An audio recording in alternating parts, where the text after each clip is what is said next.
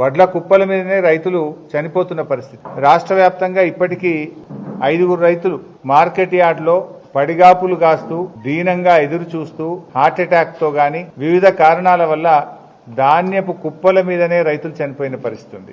April 15 Jagtial జిల్లా కతలాపూర్ గ్రామంలో జలపతి రెడ్డి అనే రైతు మార్కెట్ యార్డ్లోనే చనిపోవడం జరిగింది. ఏప్రిల్ 21 మహబూబాబాద్ జిల్లా తొర్రూరు మండలంలో చీర్లపాలెం అనే గ్రామంలో మహిళా రైతు ప్రేమలత మార్కెట్ యార్డ్లో ధాన్యం తెచ్చి అక్కడే 2-3 రోజులు పడిగాపులు చేస్తూ చనిపోవడం జరిగింది.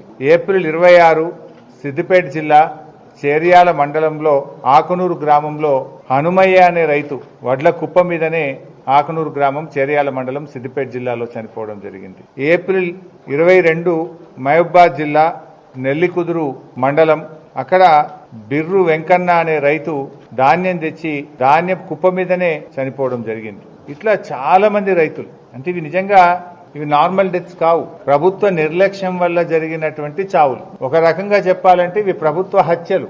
రైతులు ఇవాళ ఇట్లా చనిపోతున్నా ఈ ప్రభుత్వానికి చీమ గుట్టినట్టు కూడా లేదు. అందాల పోటీల మీద ఉన్న శ్రద్ధ రైతుల మీద లేకపోవడం సిగ్గుచేటు.